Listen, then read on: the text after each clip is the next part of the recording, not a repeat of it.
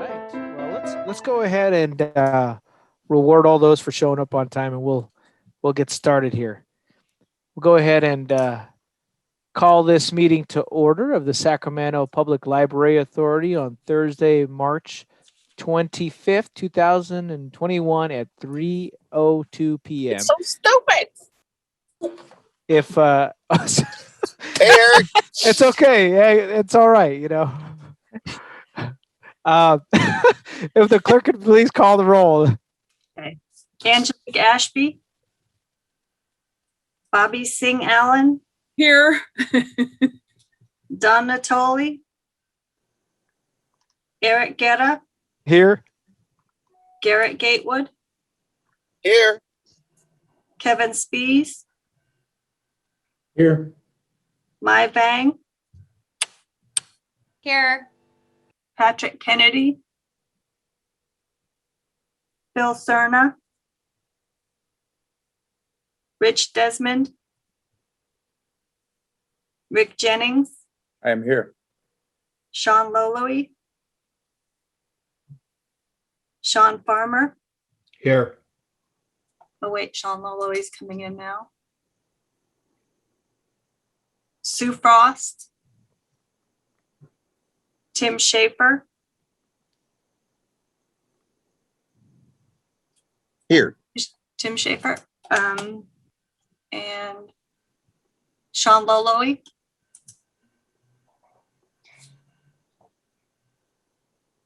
He's here, I see him. Sean Loloe. Here. Thank you. And I'll read the statement. This meeting of the Sacramento Public Library Authority is cablecast live on Metro Cable 14, the local government affairs channel on the Comcast Consolidated Communications and AT&T Uverse cable systems. This meeting is closed captioned and live streamed at metro14live.saccounty.net. Today's meeting will be repeated Saturday, March 27 at 4 p.m. on channel 14. The meeting will also be recorded via Zoom. A DVD copy will be available no later than 2 weeks following today's meeting. The full agenda, including reports, is available on the library website at www.saclibrary.org. Members of the audience wishing to address the board should raise their hand in the Zoom program. Please speak clearly when addressing the board and state your name for the record. Comments are limited to 3 minutes so that everyone may be heard. Please also note that participation in this teleconference via telephone rather than the Zoom app may result in your telephone number being visible to the public during the live broadcast and later telecasts of this meeting. Great. Thank you very much, Madam Clerk. If everyone could please rise and join me in the Pledge of Allegiance, greatly appreciated. I'm going to ask Board Member Loloe to lead us today. I pledge allegiance to the flag of the United States of America and to the republic for which it stands, one nation under God, indivisible, and with liberty and justice for all. Thank you. Thank you very much, Board Member Loloe. Appreciate that. Madam Clerk, do we have any public comment on matters not on the agenda? We have Pat Sayer Handley, President of North Sacramento Friends. Good I afternoon, believe, Pat. oh, I'm sorry to interrupt. I believe Pat wanted to speak about item number 7.3. Okay, we'll go ahead and move that comment to item 7.3 then. I don't Madam Clerk, see any other members? hands. No, I don't see any. Great. And we have Board Member Ashby who's joined us. Okay, then we'll move on to third item on our agenda. Our friends of the Sacramento Public Library, Karen Wilson, welcome. I think you're on mute there. I was. Hello. I think I'm not now. Thank you. I'm Karen Wilson, President of the Friends, and I will let you know what we're doing. So Friends are going on Zoom visits for Book First to help make Book First deliveries a little special. Of course, it's the children and youth specialists, librarians who are actually doing the work of connecting with the kids, and we're just happy to be with them. they're in the classroom virtually. And we're looking forward to those in-person classroom visits as soon as we can. Book First is funded by what the Friends raise on the big day of giving, which this year is May 6th. So we hope everyone will donate to the Friends to make Book First possible for first graders in our underserved schools in the 2021-22 school year, hopefully in person. We've served many thousands of kids with their very own first book to keep. And many, many times, it's the only book that these kids have ever had of their own. And one day, we hope to, again, link the kids up with their local libraries. That's something that was also a goal of the program. And when they're open again, we want to see those kids back on the kids' mats. And we'd like to give a big shout out finally to our library staff, and not just on Library Workers Day, which is April 6th, but every day. They make it look seamless from outside, but we've been able to peek inside those libraries and to make curbside service happen, to make the computer visits happen, to keep the libraries accessible. It has taken a Herculean effort during the pandemic, and we would like to thank them and give them a big shout out. So thanks very much to our library staff and to you, our JPA board. Thank you. Well, thank you, President Karen Wilson there for those comments. Also, let me put it on to presentation 3.2, National Library Workers Day recognition. Thank you. So the American Library Association helps us all celebrate libraries by commemorating National Library Week. And part of that is to acknowledge the work that library workers in all types of libraries do, whether school libraries, academic libraries, special libraries, and of course, those libraries most near and dear to my heart, public libraries. So we have a proclamation that we have prepared, since we do not get to be, we have a whole thing we try to do for staff in person. So we have prepared a proclamation, and Chair Guerra, if you would like to say a few words or read it, we would be most appreciative. Well, thank you. First, I want to just thank all our library workers and the work that they do. Not just in, I think, managing a significant public asset, but in their effort in this pandemic, what they've been able to do for many of the families who have been in support and need of distance learning and distance education, and also, just giving an extra hand to pull together here. So I'll read, I think, just a couple of these. Whereas National Library Workers Day will be observed in libraries throughout the country, and in Sacramento on April 6, 2020, a day of library staff to be recognized for the contributions that they make in communities across North America. And whereas Sacramento Library staff provides that library services to people of all ages and abilities that enrich, support, and recognize our diverse community, develop new services that enhance literacy, preserve our history, and support learning of all ages. Now, therefore, be it resolved that the Sacramento Public Library Board does hereby recognize the Sacramento Public Library's employees and their dedication to their jobs and the communities that they serve. So I just want to personally thank all our employees there. Again, I recall back, the librarian and the library staff that helped my family as a kid. And, and interestingly, I ran them during this advocacy a while back at the state capitol. So thank you for all their work. Thank you so much. I know everyone appreciates that we have great staff and working under extraordinary circumstances. Okay, great. So thank you again for all that effort. If there are no other members of the board who wish to speak on this item, I do want to welcome our supervisor, Phil Cerna. Thanks for joining us here today. And then we'll move on to our executive team report here. Thank you so much. I'll refer the board to the written report, but I have a couple of additions. I want to just mention, please take a look at the virtual homework zone statistics. That's something that our incredible youth services team put together several months ago. And it's been going every week. And while the numbers aren't huge, the response has been very enthusiastic, and I want to give a shout out to Christy Ham and all of the amazing youth services librarians who've made this possible. It's a great testament to volunteerism in our community, as well as the hard work of library staff. I want to also mention that we received notice this week of a bequest we will be receiving in the amount of about $475,000 from an estate. We're quite thrilled about that.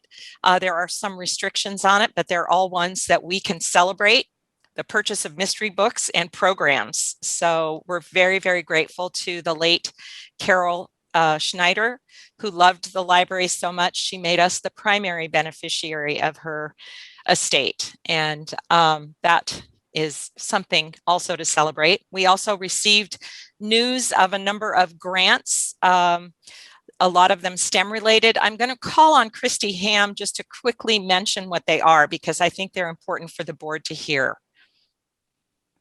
Good afternoon, Christy. Hi there. I'm sorry, Rivka, give me one more. I was multitasking. I bet you were.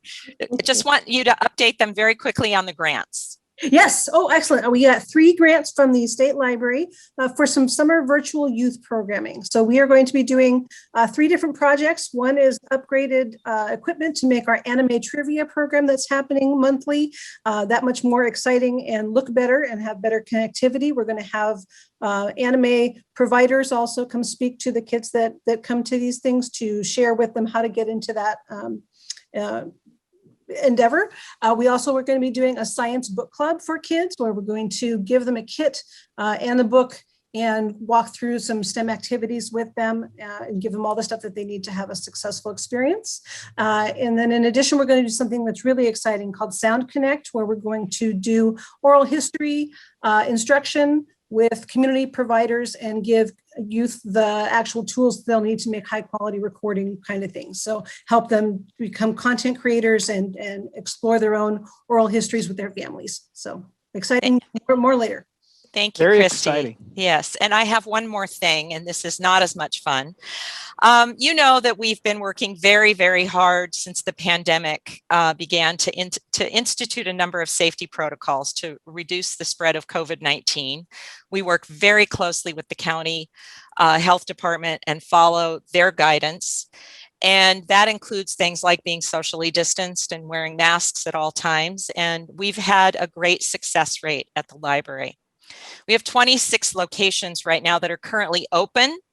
They're serving the public in one way or another, through curbside, computer appointments, or browsing. But there's one location where we have experienced resistance from a partner over and over the last 9 months. Our Franklin Library is a shared space with the Elk Grove Unified School District, and our staff and patrons are in close quarters in that particular location. We've been working with the school district to try to address some of the issues that we have. We started working with them last June, sharing our very considerable safety protocols. We offered training, we provided all of our operational plans, and we had many meetings to try to find common ground so that we can serve everyone safely. Despite these efforts, the safety of our staff and patrons continues to be compromised. To date, we have had to close the Franklin Library 3 times for a total of 35 days because our partner would not agree to follow health and safety protocols. The interruption of service is really unacceptable to us, but we cannot at the same time put staff in danger. So we will continue to move in this direction and close the library when we have to. It's closed as of today until we can work through this latest issue. And we understand the shared space issues in this library. Elk Grove School District has grown by 50% since we entered into this agreement. They now have 60,000 students. We all know they're the largest school district in the county.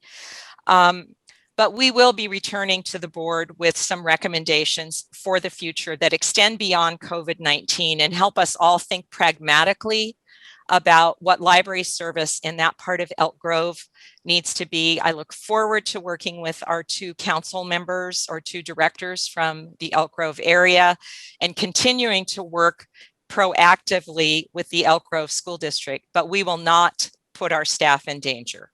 Thank you very much. Thank you, Rivka. I appreciate you addressing the immediate situation, but also thinking about what's the future, what is the future policy here moving forward. Thank you. Yeah, Board Member Singh Allen. Hi, thank you. Please enlist my support to help you. Obviously, as a former school board trustee, I know my former colleagues very well, and safety and security has always been on the forefront of not only the school district, but the entire community here in the city of Elk Grove as well. So whatever I can do to assist your efforts, definitely let me know, and we can hopefully mitigate this proactively. We hope so. Thank you so much. Thank you, Mayor. Appreciate your proactiveness here. Great. Well, thank you very much, Director Sass here. We'll move on to our next item here on the information section.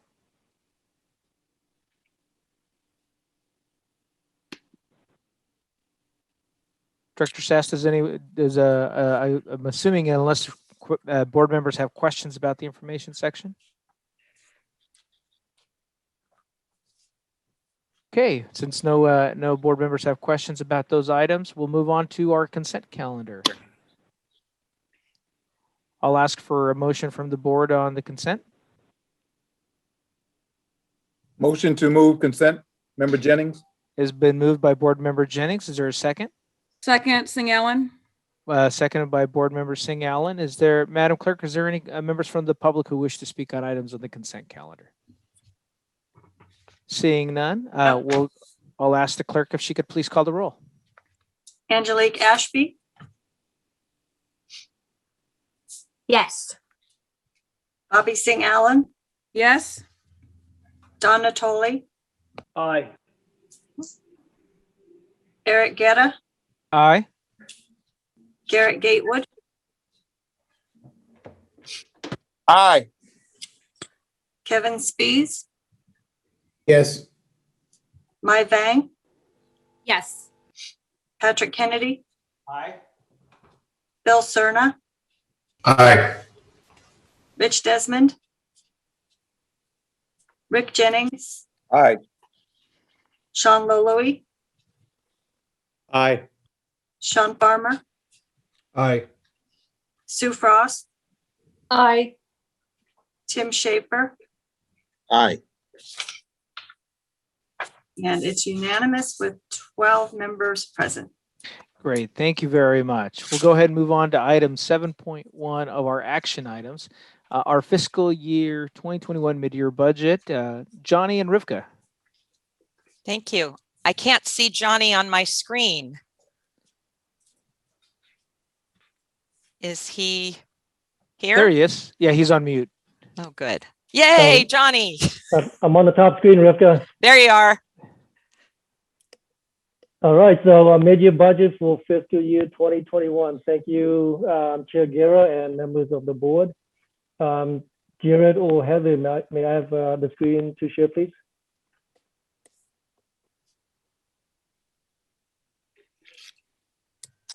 Hey, Johnny, you should be able to share your screen.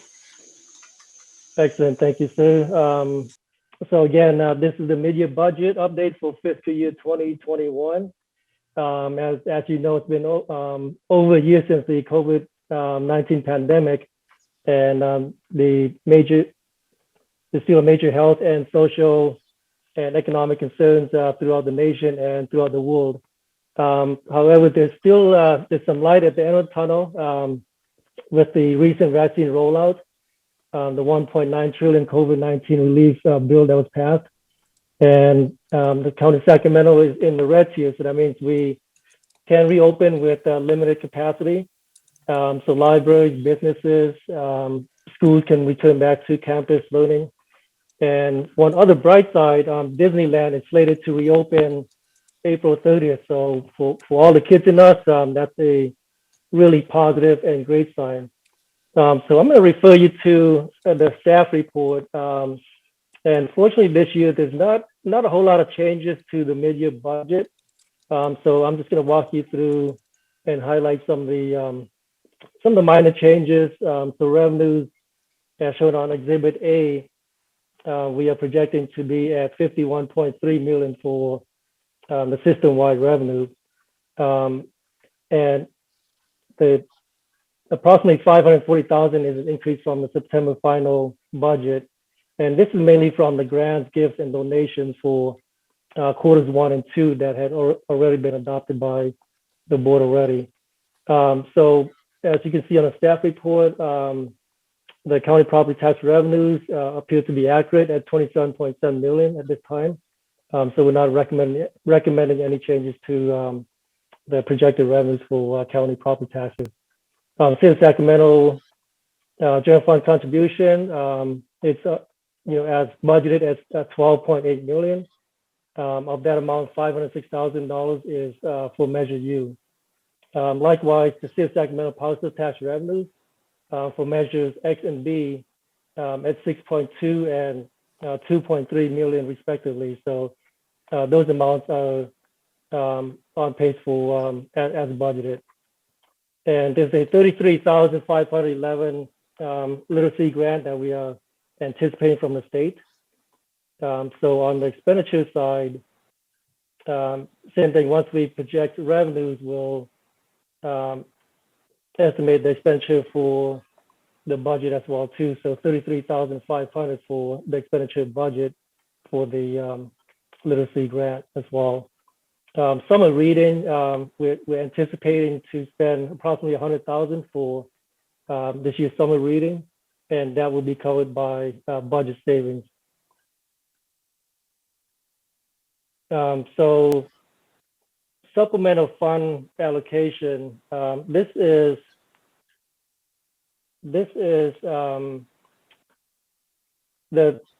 just a quick history. The board had approved a fund balance reserve policy back in 2019, and the policy called for a 35% economic uncertainty and cash flow reserve for the county fund. So once we take a look at, also the policy required that we meet with the Finance Advisory Committee to go through the audited financial statements, to take a look at the fund balance and see if there's any supplemental funding allocation that could be allocated to the 5 county cities and unincorporated areas of the county. So we looked at the fund balance at June 30th, 2020. It was at 24.1 million. So this number right here on table number 1. So once we reduce that amount by the cash flow and economic uncertainty reserve of 35%, that's 11.1 million, and restricted reserves of 1.3 million. We also looked at the 5-year forecast for any structural deficits and future needs. So that amount came out to 6.6 million. Also, part of the reserve policy required that we looked at system-wide improvement and equipment for security systems, IT needs, AMHS machines. So AMHS is automated material handling system machines. These are for processing books, and also furniture and fixtures throughout the library system. So once we looked at the fund balance and determined that the reserve needs minus these future needs, we have about 2.1 million in allocable fund balance. And looking at table number 2, so out of that 2.1 million, the JPA agreement called for 3 bases to allocate the supplemental funds. So these are property taxes, circulation percentage, and population. And so the average of those supplemental factors are, it's what we would use to allocate the 2.1 million. So of the 2.1 million based on the supplemental funding factor, Arlington will get 8,190, City of Gulf at 63,000, City of Citrus Heights at 158,000, Elk Grove 386,000, Rancho Cordova approximately 206,000, and 1.3 for the unincorporated areas of the county. As you'll recall, for members that had been on the board in previous years, we have an existing supplemental fund balance. So this column right here at June 30, 2020, of 386,000 combined. So once we allocate the fiscal year 21 amounts plus the prior year balances, the cumulative total will be in the last column on the right-hand side. So again, our turn would be a little bit over $10,000, and then going down the list to unincorporated county at 1.5 million, giving us a total of 2.5 million cumulative total supplemental fund. Again, the Finance Advisory Committee looked at the numbers and looking at the property tax forecast, they feel confident that we could recommend, and staff also recommend, that we allocate the 2.1 million in supplemental fund to the 5 county city agencies, so Alton, Gulf, Citrus Heights, Elk Grove, Rancho Cordova, and unincorporated areas. And also keep in mind that these allocations, it's simply moving a unrestricted fund balance into a committed fund balance.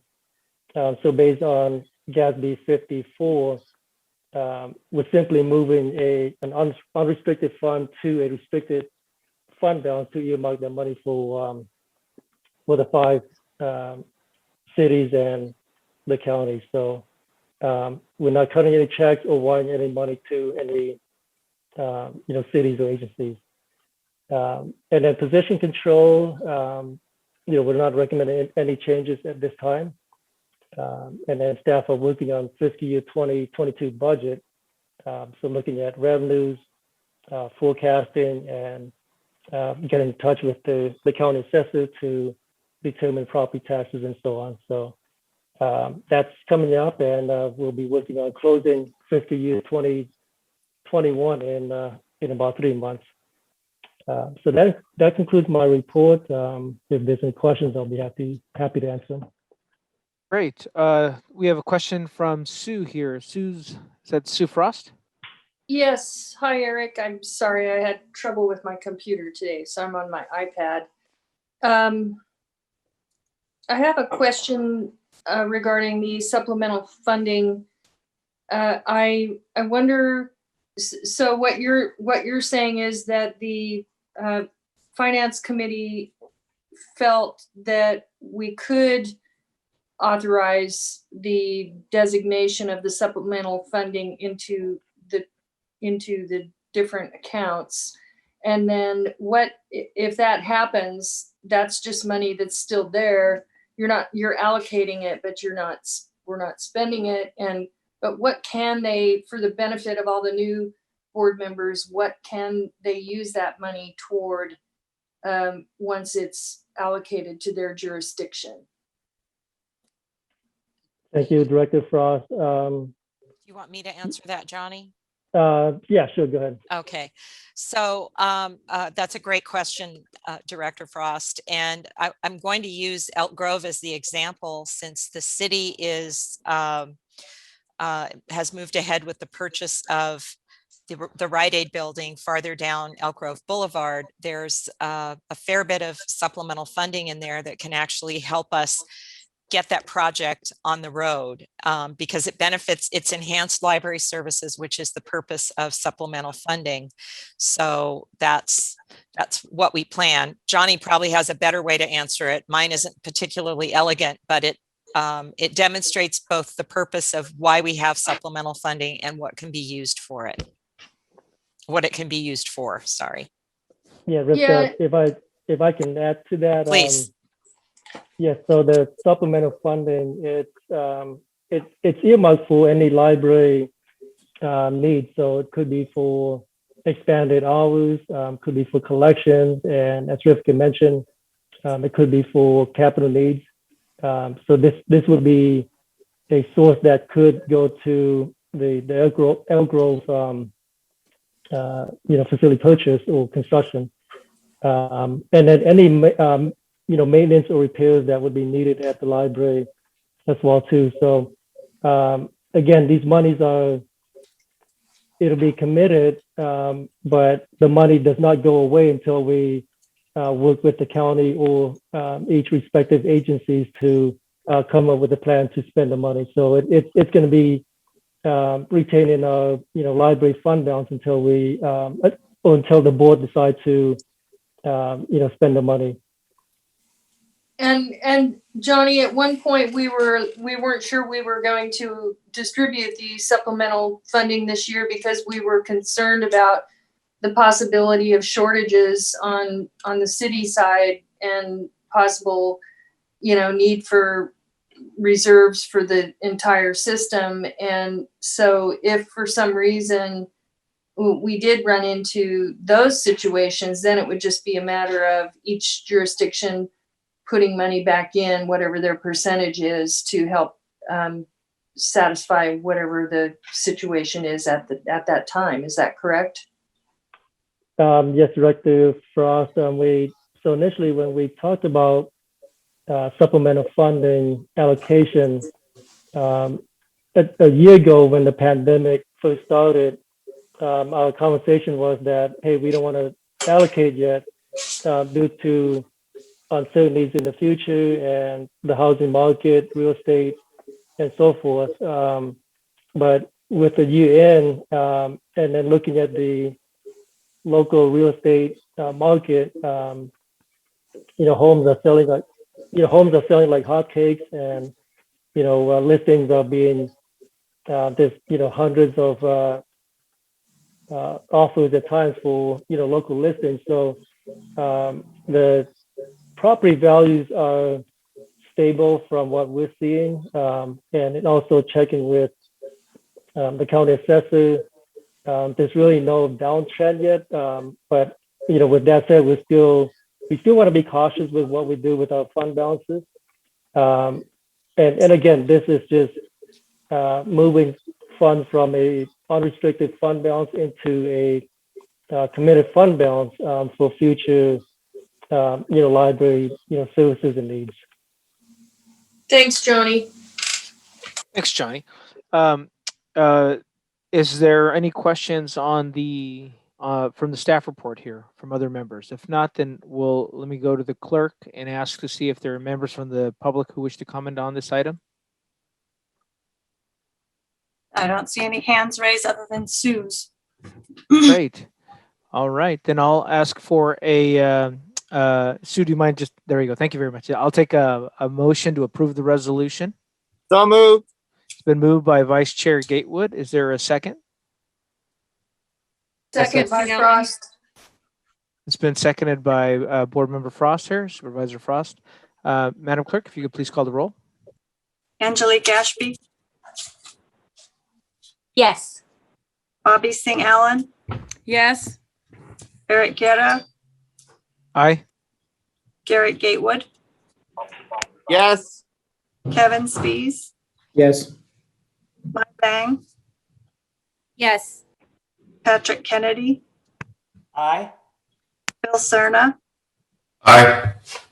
Rick Jennings, Aye. Sean Loloe, Aye. Sean Farmer, Aye. Sue Frost, Aye. Tim Schaefer, Aye. Saul Hernandez. Aye. And that's unanimous with 15 members present. Don Natoli, aye. Oh, Donna Tolley. Sorry. Okay. It's unanimous with 15 members present. Great, thank you very much. And then Director Sass, I think we missed a person on the consent calendar as well. Yes, we did. I'm sorry for that, because we knew he's here. Saul Hernandez, the alternate for Supervisor Rick Desmond, was here and planned to vote yes on the consent calendar. So I just want to make sure that that's in the record. very much. Thank you, Saul, for and that. Sharon or Director Natoli, we would never ever overlook you. You're too Well, that's important to okay. all of us. Only we needed a vote. Okay. Thank Okay, you. good. Okay, Excuse got me. it. Thanks. Excuse me, Chair Guerra, I don't know if I could be heard on the consent. I was trying to get in. I was in on my phone for a while in this meeting, but I'm an aye on consent as well. Yes, I Sue think Frost. yeah. Okay. So that was 15 members too. Likewise. Thanks. Thank you very much. Thank you, Board Member Frost. And so now that we're all squared away on all the votes, we'll move on to item 7.2. Item 7.2, appointment of Budget Audit Committee fiscal year 2021 to 22. And Director or Chair Guerra, this is all on you and all on library staff. We had so many changes with the new year and 6 new board members that we probably should have done this in the January meeting, but we were trying to separate the appointment of the budget audit committee. So we need to do that now. We have current members that we hope will carry over. That's you as chair, Sue Frost as immediate past chair, and Garrett Gatewood as vice chair.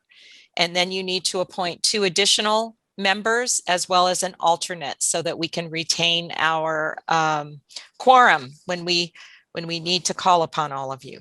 Great, thank you very much. I want to make sure we have some regional representation. So I think it'd be great to have someone from Galt, someone from the other, Galt from Elk Grove, and someone from the other parts of the unincorporated area. Are there any takers? We need 2 plus an alternate. Kevin, this has got your name all over it. I'm going to nominate my colleague. Kevin, please. I was going to wonder who's thumb wrestling for this. Yeah, sure. All right. Well, we're going to Mr. nominate Numbers and runs a small business and is great with finances. Great. So we've got 1 down. Kevin, okay. Do we have another taker here?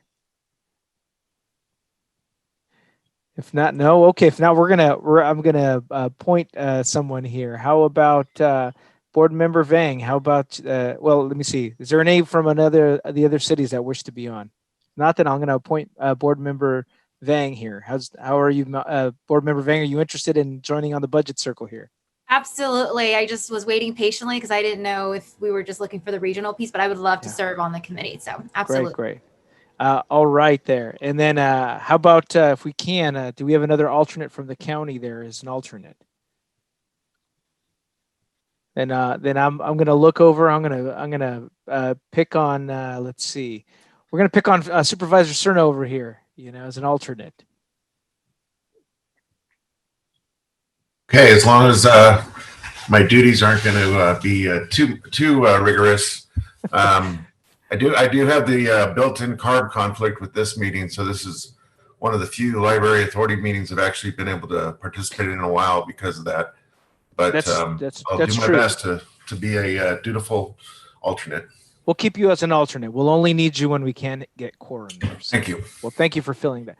Great. So now that we have both Kevin and Mai there, I'll ask for a motion to approve the 5 members of the Budget and Audit Committee. Singh Allen, so moved. It's been moved by Board Member Singh Allen. Is there a second? Frost, second. Seconded by Frost. Madam Clerk, any comments from the public? Nope. All right, Madam Clerk, if you could please call the roll. Angelique Ashby, Yes. Bobby Singh Allen, Yes. John Natoli, Aye. Eric Guerra, Aye. Garrett Gatewood, Aye. Kevin Spees, Dane. Mai Vang, Yes. Patrick Kennedy, Aye. Phil Cerna, Aye. Rick Jennings, An enthusiastic yes. Sean Loloe, Yes. Sean Farmer, Aye. Sue Frost, Aye. Tim Schaefer, Yes. Saul Hernandez, Aye. And that's unanimous with 15 members present. Great, thank you. That motion carries. Appreciate that. Okay, let's now we're to our last action item of the day, item 7.3. Director Sass. Excuse me. Facilities up. I'm sorry. Excuse me, Chair Guerra.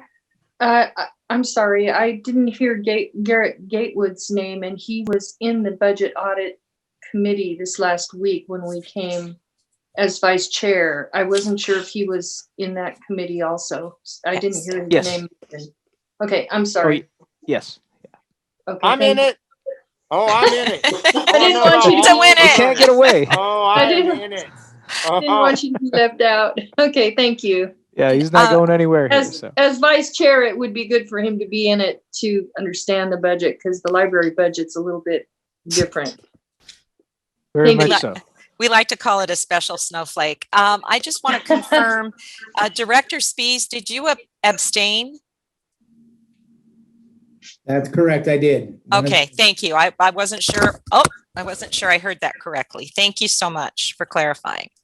Item 7.3, because we have 6 new members and because, again, understanding how the JPA works and how it interacts with the jurisdictions, we're doing what we hope is a brief presentation to kind of update you, and Jared's, I think, getting ready to pull that up. I want to update you on the complexities of being a JPA when it comes to running a library. We're pretty unique. There aren't very many of us. And then we do have an action item. We're asking you to approve Resolution 2113, which would authorize the operation of an expanded North Sacramento Hagenwood Library should the city of Sacramento elect to purchase the resolution itself is to authorize the operation of an expanded North Sacramento Hagenwood Library. So should the city of Sacramento elect to purchase a new building. So, and I know there are a lot of, we've received a lot of emails regarding a specific building, but we kept it general because we have to do our timing relates to how the city does their work or how any jurisdiction would. And I want to also explain, we did not come forward with the Elk Grove situation because there is no change in staffing anticipated for that. I'll let Jared start the presentation. Sure. He'll explain everything. Well, thank you, Jared. Let's take it away. Do my best, Chair. All right, can everybody see my screen? Excellent. Okay, everybody, thank you for allowing me to present a facilities workshop. I'm hoping this is first for many in the future. So on our next 4-hour adventure, no, that's a joke. It's going to be about 10-15 minutes. We're going to kind of do a little bit of overview of facilities and talk about responsibilities as it relates to the JPA, look at system-wide square footage, talk about 2 exciting facility replacement projects, talk about one of my favorite things in RFCAs is deferred maintenance issues and some challenges and some opportunities. And I promise when we get to deferred maintenance, we won't go on and on for a while because that's something. So the 2007 JPA states that the jurisdictions are responsible for providing the library authority with buildings to operate. There are 28 total facilities in the system, 12 of which are in the city of Sacramento, and 16 county locations. And the 16 county locations include the incorporated and unincorporated parts of the county. We have a service area of almost 1,000 square miles as depicted in this map. And just a little bit of a factoid, we are also the 4th largest library jurisdiction in California.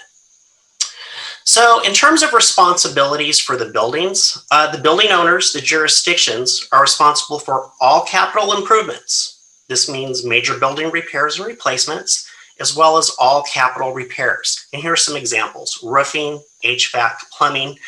And then there's this ambiguous language that says other elements. And we'll talk about that in a while, but that's truly deferred maintenance.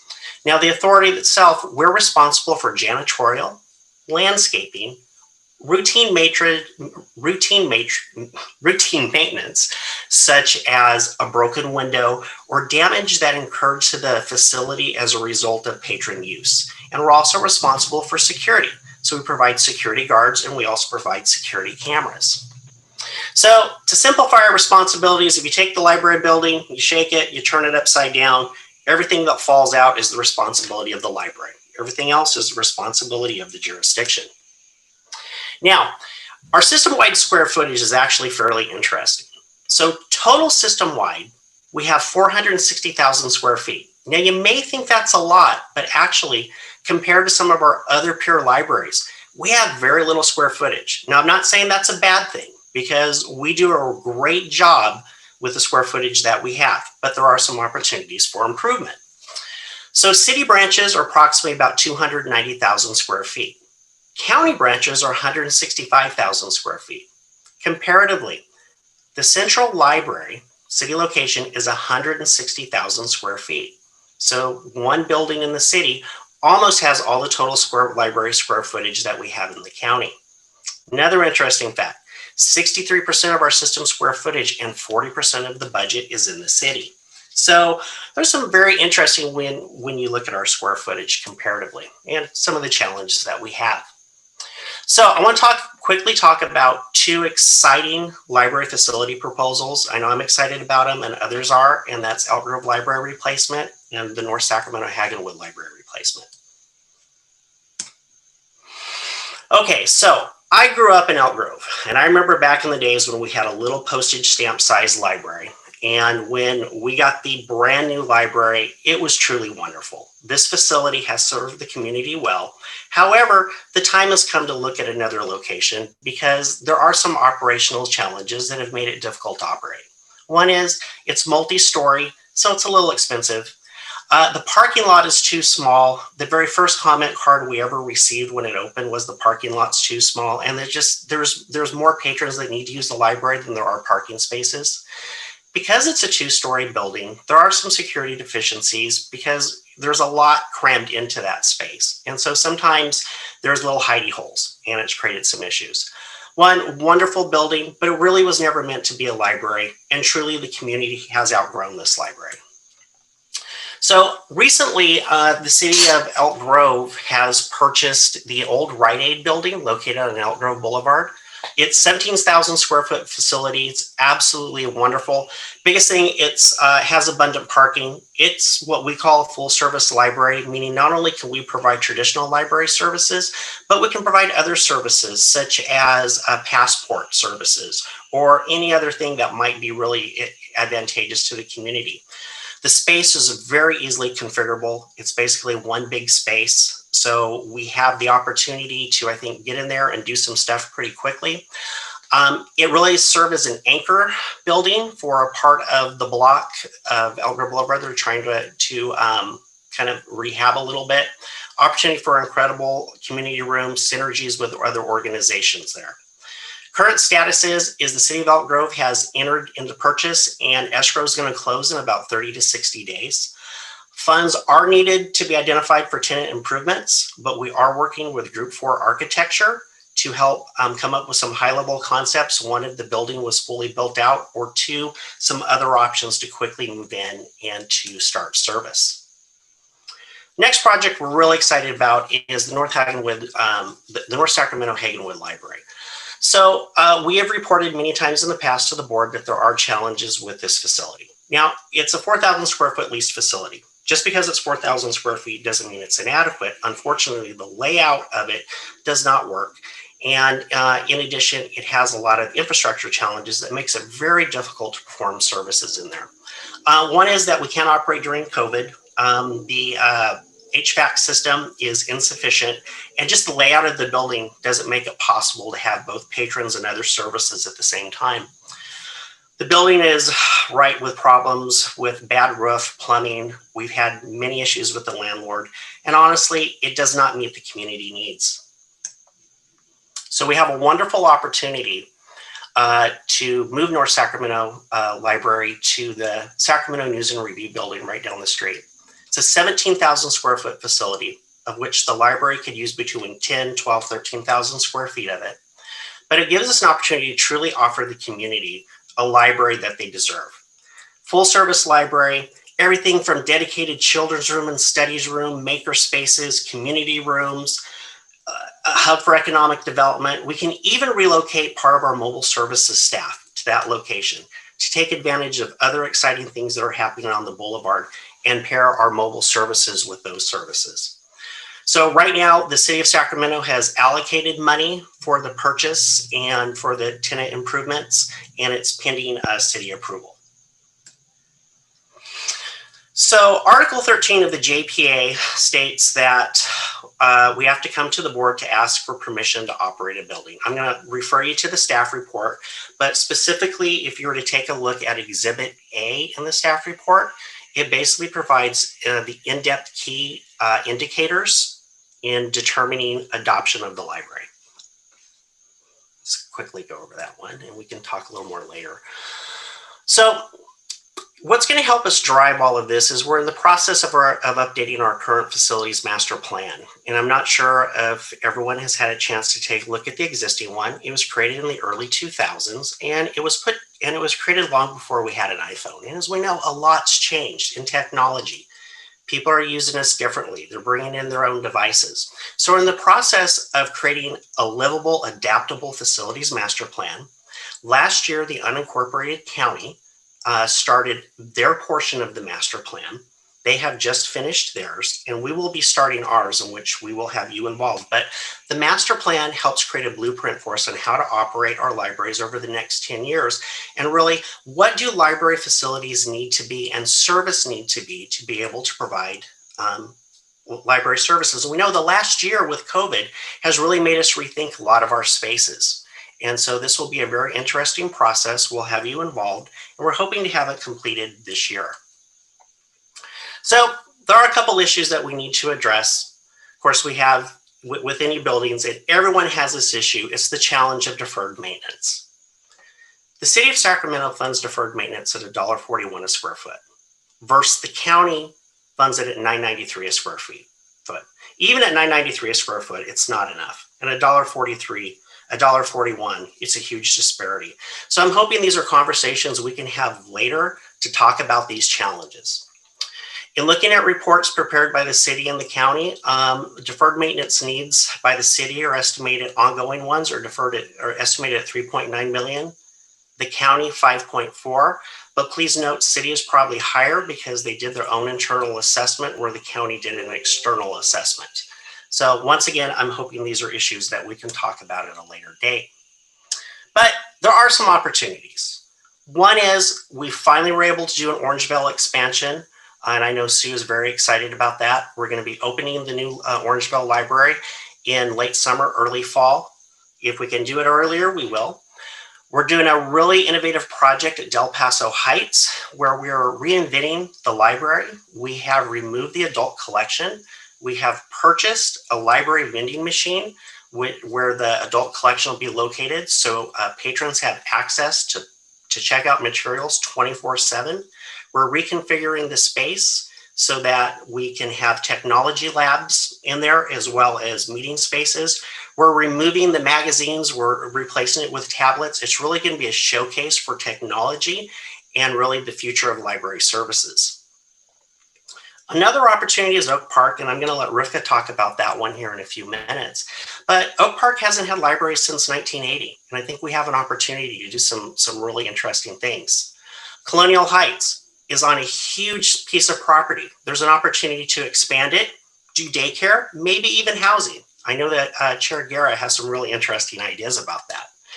And then there's Martin Luther King Jr. Library. The library is over 50 years old, and it is the only city location that has not had a refresh. It is due, and the library deserves it, as does the community. Of course, with all opportunities comes a couple challenges. L.K. McClatchy Library, beautiful home, but as a library, we labor to provide service in it. For the communities that it's intended to serve, it's geographically isolated. And in addition, there's a lot of building issues with it as well. So I think that's a discussion we need to have in the future. Just keep on your horizon. Cortland, the school district is having financial problems, and there's been discussion about possibly closing the campus that we're co-located on. That could be a challenge for us. And of course, the three newest libraries, which are already over 10 years old, North Natomas, Pocket, and Valley High, have experienced severe infrastructure failures, HVAC and roof. We're going to have to really take a look at that. And then Central Library, which I will talk about an interesting opportunity for the future. There's many issues to address there, and we'll have a little more discussion about it. So now I'm going to go ahead and let Rivka talk about the next one.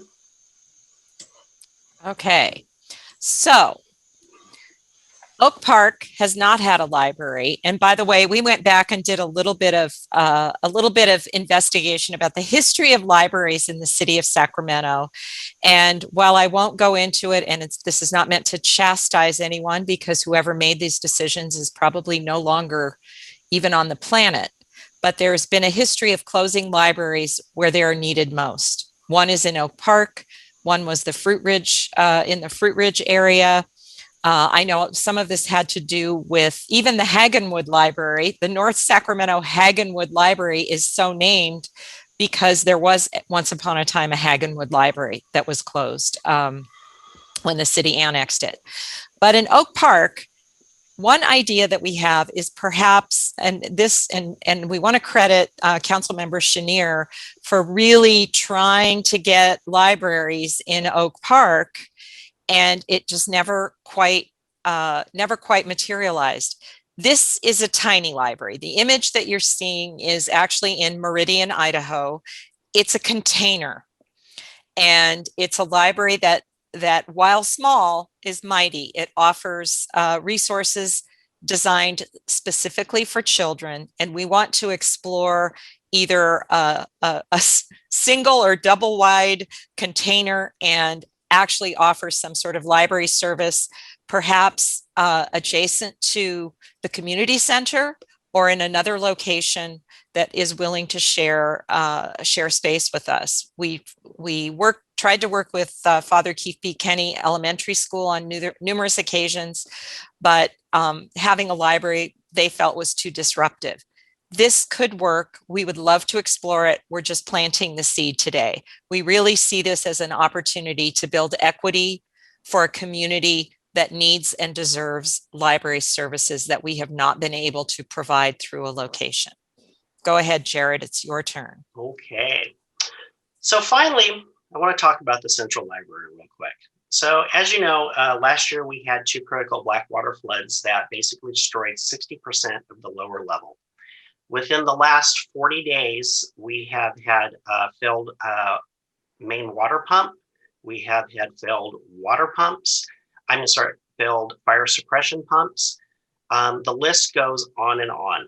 The Central Library really suffers from lack of maintenance for over 20 years. And not only that, back when the Central Library was built, great idea for the time, but the space really, we labor to provide service in it. So as everybody is aware, the Sears has moved out of Arden Fair Mall. And it just happens that the Sears square footage is pretty comparable to the current Central Library at 160,000 square feet. Unlike Central that has 5 floors, it has 3 usable floors. And it might be an opportunity for us to think about what could library services be in the future, especially for a Central Library. Sears building is great. It has large usable footprint, lots of free parking. It has a garage that is critical for us as we are expanding our mobile services fleet.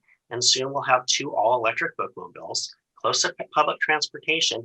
And it's actually moving the library to where there is huge need. It could also be an opportunity to have a joint use city-county facility that could serve both areas. So that's just something to think about as we look, forward. And we're going to be exploring some of these concepts in the facilities master plan as well.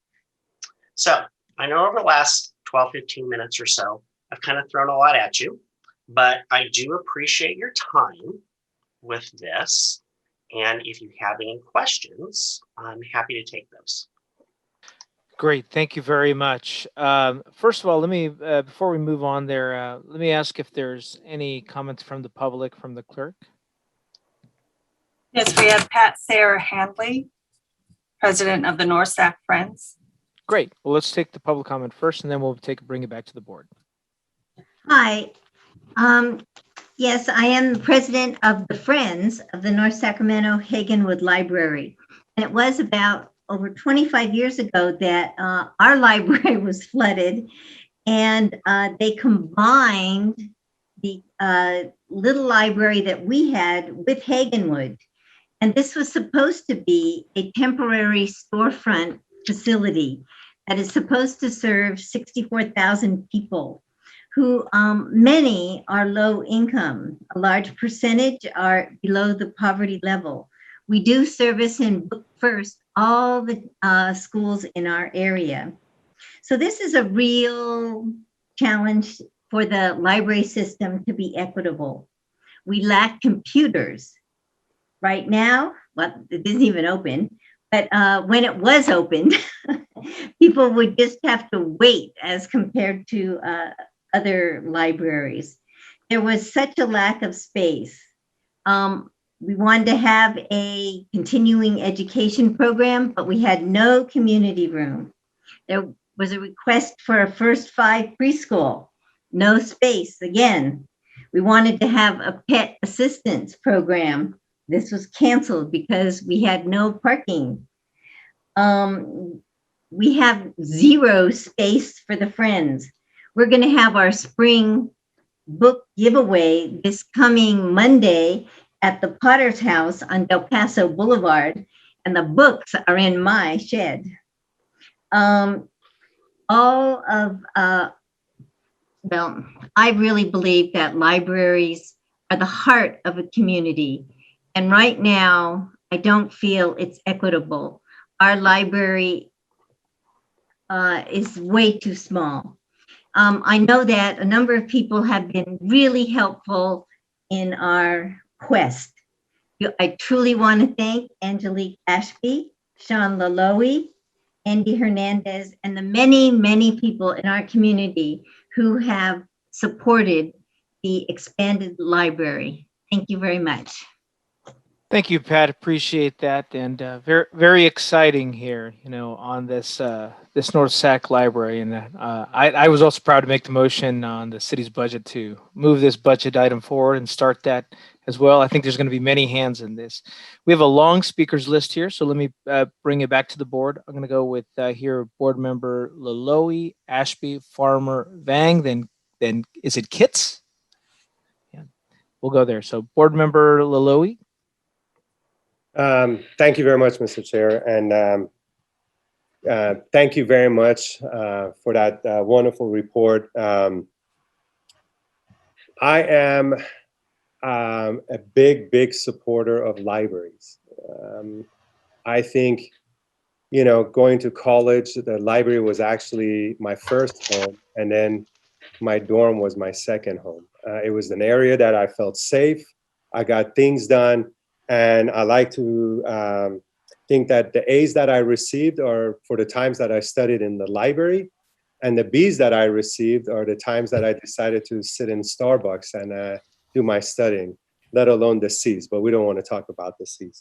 I do believe that North Sacramento is in need of library, so I want to thank the city on setting aside the funding for the new library. As far as the site goes, there's one site that it's been in talks. However, there's potentially another site that we've showed some interest in that we think it's going to bring a lot more equity to our district, especially for our students who attend Grant High School or Norwood Junior High and Taylor Elementary School.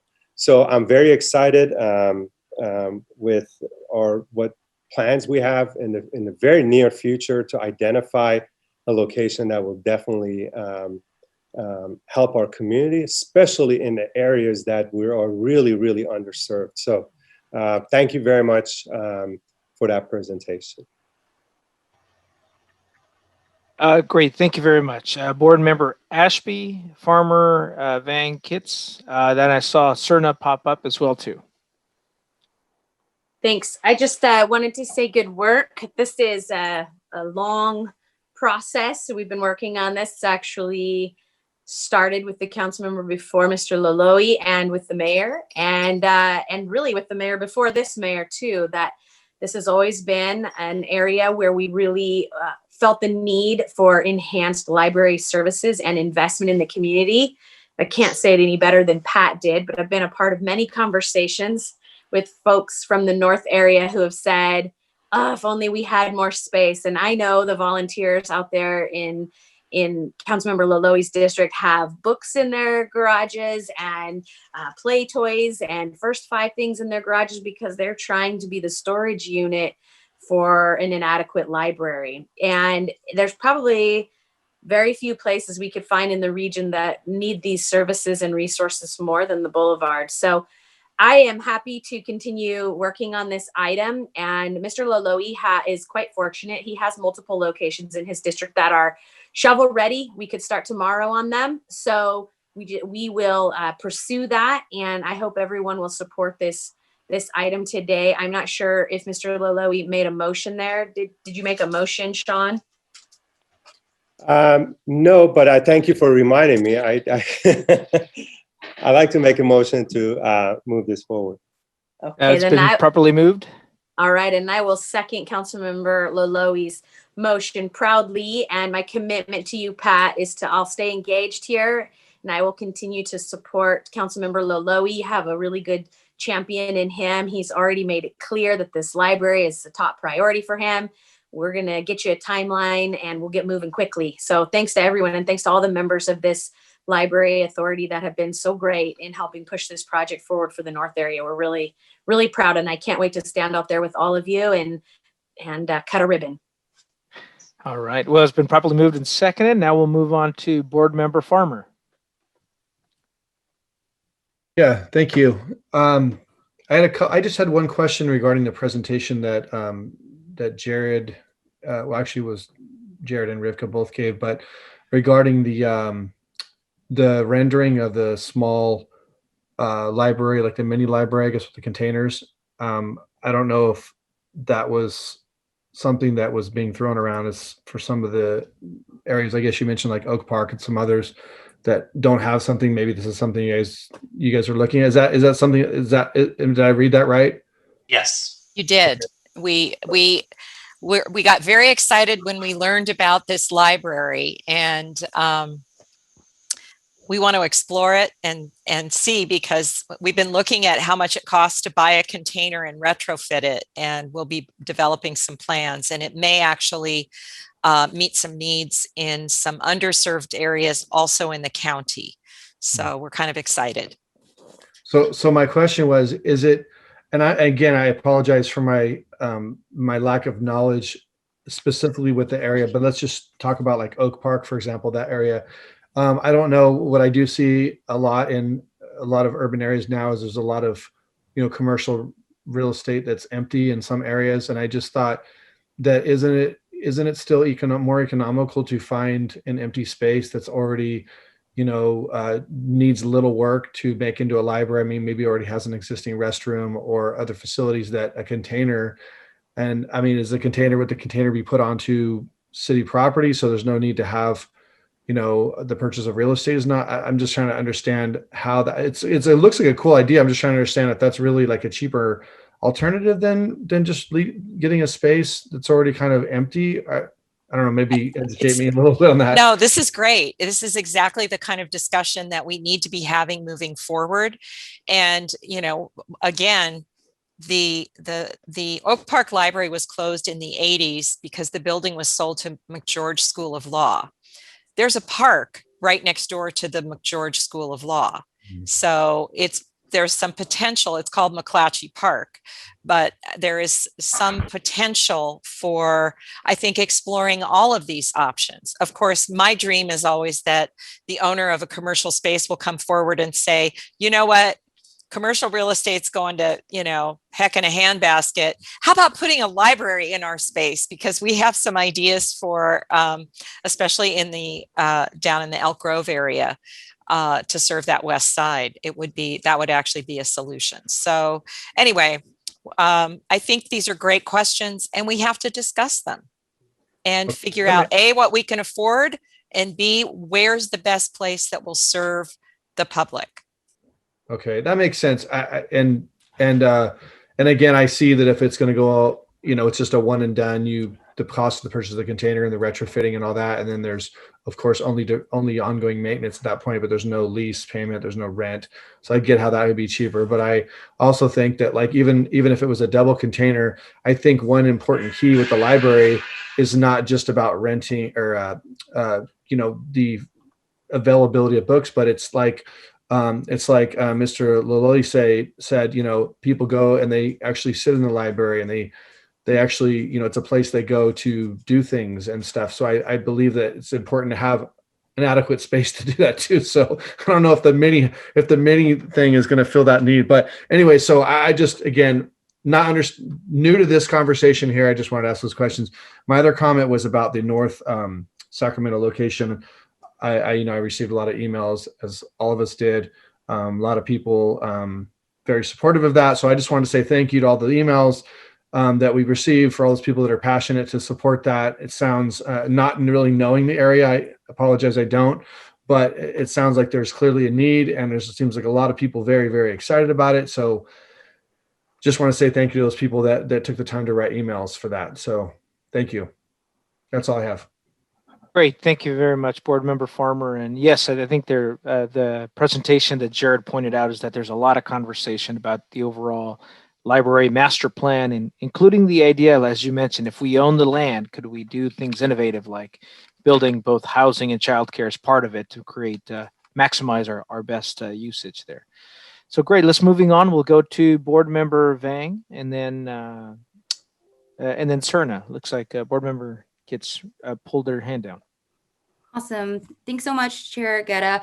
So first, Jared, thank you so much for your very thorough presentation. Really appreciate it, especially as a newbie on the Public Library Authority Board. I'm really excited also to see that the resident of North Sac will be getting a new library. And I just want to take this moment to thank Councilwoman Angelique Ashby for her years of advocacy to make this happen. Me too, I think Councilmember Sean Maloli mentioned about how public libraries was really a safe space for him growing up.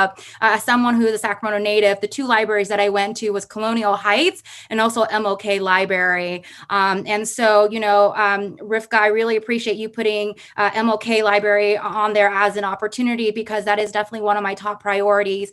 In that area in particularly, MLK Library is truly in the heart of South Sacramento, serving many of our low-income families. The library in itself, it's next to a senior housing apartment. It's next to Capital City, which is an alternative school.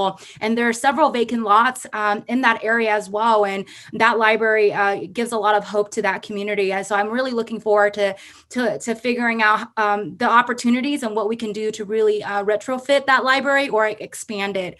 I did have one question, though, in particular regarding the master plan facilities for the city. I understand that the county is completed, and wanted to kind of understand kind of the timeline for community outreach so that we can really ensure that we're in alignment with community needs and vision for services and just the space. So if someone can share a little bit about that, that would be great. So as you know, COVID has presented quite a few challenges to us this time with actually doing traditional outreach. So we have been working internally and coming up with a plan to have to do it both virtually and then to be able to safely do some forms of traditional community outreach where we can actually have people gather as we progress through the tiers and we're allowed to do it.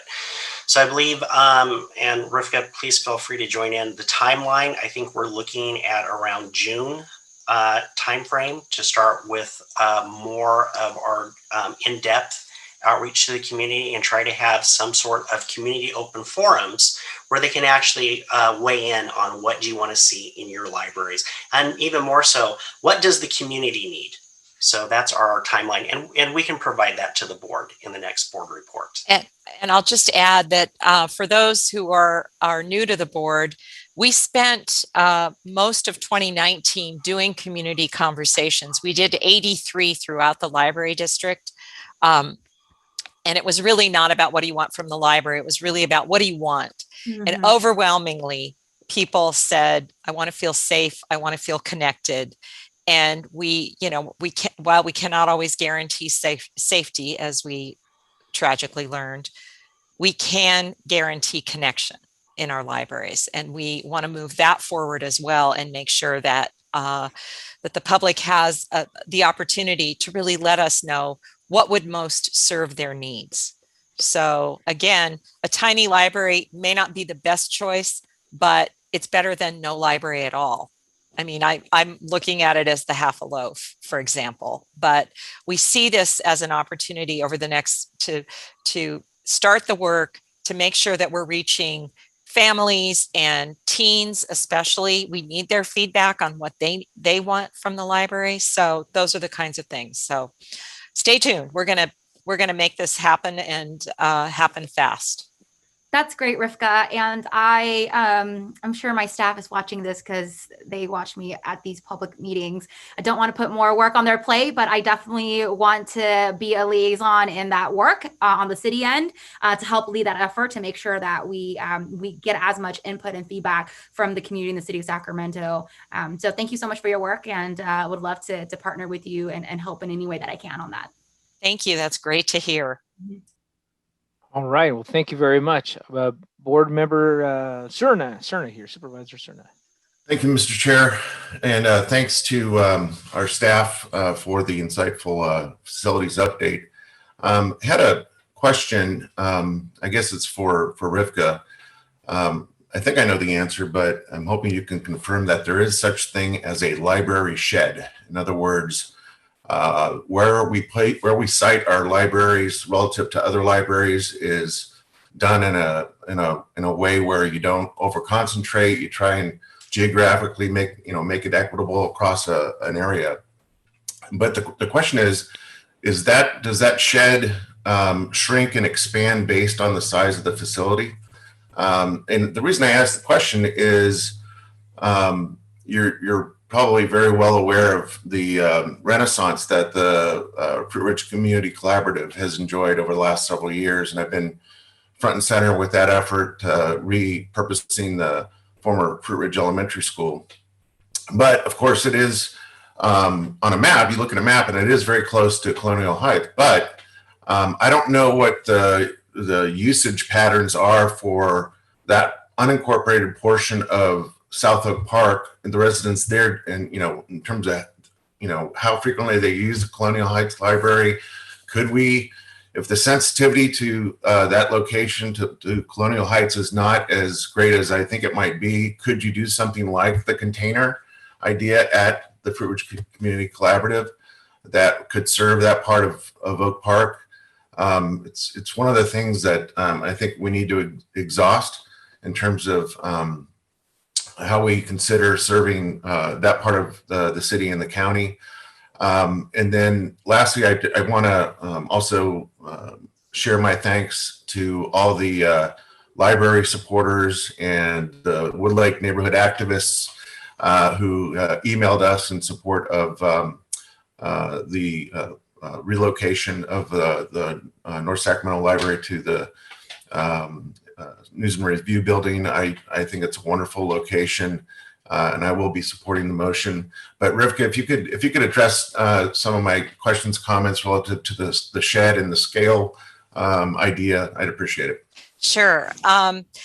I'm not sure I can answer the scale part of the question as well as Jared probably can, but I will tell you that Group 4, who's working with us on the master plan, did indicate to us that actually most of our libraries are pretty well placed.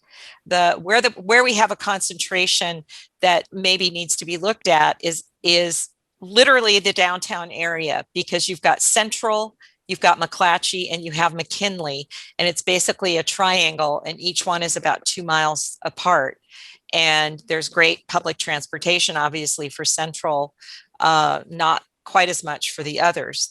But in terms of your other question, that Colonial Heights area is near and dear to my heart because of my kids. And it's one of those areas that's ripe because nobody knows if they're in the city and the county. You just have to know that the white signs are county and the green signs are city, right?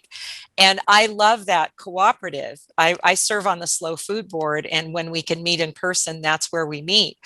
That's the kind of place where we could actually consider doing a tiny library that maybe is specialized. The one in Meridian, Idaho that we showed you is for children ages 0 to 5.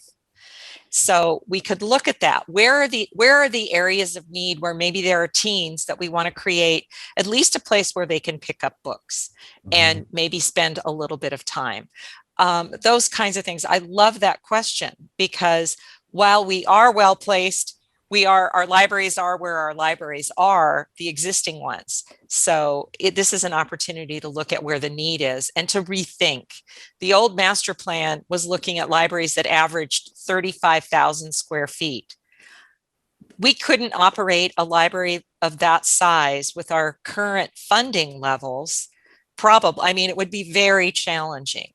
That 15,000 square foot library as a maximum size for a branch is the sweet spot. And Jared says that to us all the time. And in the interest of time, I removed a slide that would have shown that to you. But it's a great question. And I think we have to explore those things. What does the community need? How do we build equity? And what's the most expedient way to do that? So I'm so glad you asked that question because that in particular is a perfect space because it is city county. Right.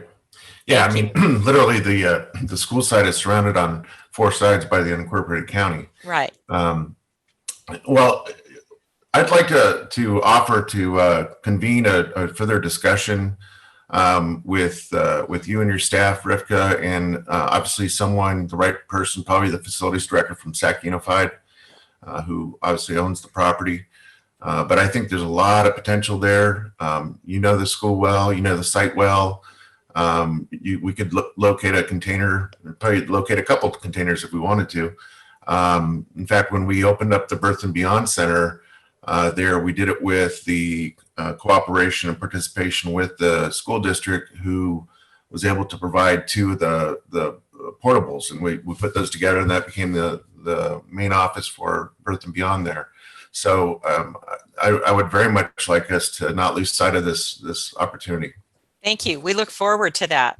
Thank you very much, Board Member Cerna, and I'd love to join you on that effort too. I think I live on the other side of Stockton Boulevard near Colonial Heights Library, and crossing Stockton Boulevard, you might as well be crossing a large river sometimes. So I think it makes sense to look at what kind of added support we can do at the Fruit Ridge Collaborative there. Okay, moving on here, Sue, Board Member Frost. Thank you, Chair Guerra. I just wanted to say that I realize now more than ever, already realized how lucky we were to get the expanded library in Orangevale, and appreciated the board's support on that. I definitely support this and the idea of exploring opportunities. And I just want to underscore the fact that the whole reason we were able to finally figure out how to make something happen with Orangevale. And for those of you who don't know, Orangevale was a library expansion in a leased building. We had plans for a new $15 million library, but there was no funding for it. And the reason we were able to do it was through the lease opportunity, because we didn't have the cash for the new library. And so sometimes there's different ways to get things done. And I think it's so important. The libraries are so important to the communities.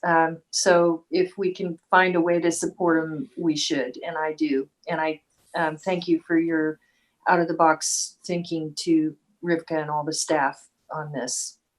I support it, and I'm excited. Thank you. Great. Thank you very much, Board Member Frost, and thank you for being an advocate for expanding the library on the east end of the county there as well. Okay, Board Member Jennings. Thank you, Chair Guerra. I will be supporting this motion as well, and I want to thank for the presentation today, because this brought a whole lot to each and every one of us. And I wish I had known Councilmember Laloi's secret in college, because I definitely would have improved my GPA. So I missed out on that one, but we want to make sure other kids who are growing up now will not miss out on that. I just know that some of us are heavily invested in an area of Sacramento or the city or the county. And for me, it's Oak Park because I've been going to church in Oak Park since 1986. I started working in Oak Park in 1992. I'm heavily invested in Oak Park with the Oak Ridge and the Father Keith V. Kinney School right now. So for me, not having a library in Oak Park is personal because it's one of the areas that needs it the most, and yet we don't have it. And so I'm willing to invest my time and energy and effort to bringing all the players together in Oak Park to see what can be done in Oak Park in some form of a partnership that allows us to get some form of a library there now and also plan for what we want that library to look like over the next 10 to 15 years. So today it might be a container, tomorrow it might be something else. And so I'm willing to do that, and I'm sure others are willing to do that as well for certain areas that they're heavily invested in. And I see the nodding of the head, so that's a good thing. But I'm heavily invested right now. I'm in favor of moving this forward and getting involved in correcting a wrong that needs to be corrected immediately. So I want to make sure we do this together. So my comments. Thank you. Thank you. Well, thank you very much, Board Member Jennings, and completely agree with you on that aspect and would like to continue to support those efforts. Circling back here, Board Member Ashby. Or did you just have your hand still up there? I did not re-raise my hand, but thank Oh, you okay. for thinking of me. No worries. Yeah. Okay. Well, that concludes all the comments of the board.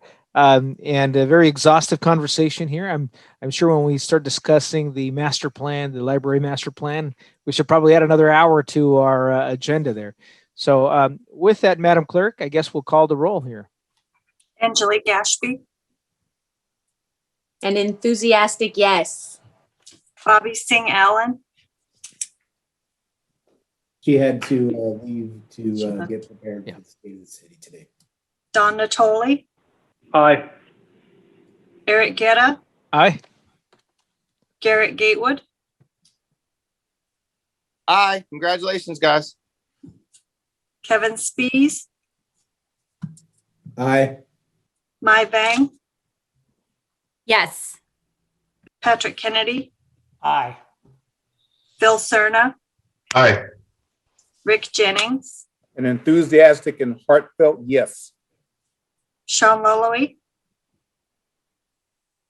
Yes. Sean Farmer, Yes. Sue Frost, Aye. Tim Schaefer, Absolutely, yes. Saul Hernandez, Yes. and the motion passed with 14 members present. Great. Well, thank you very much. Exciting conversation here. All right. So, Madam Clerk, moving on to our last item here on the agenda, reports, ideas, questions from the board. Seeing none, want to thank everyone here. Have a happy Thursday. And that means we're on item 9. We're adjourned at 4:30 p.m. All right. Thank you to all our city staff and everyone who came in, for the public for their comments, and we'll see each other soon. All the best, everybody. Good Thank you, meeting. Good everyone. meeting. Thanks, everyone. Thank Good you. job, Stay Chair. healthy. Yes.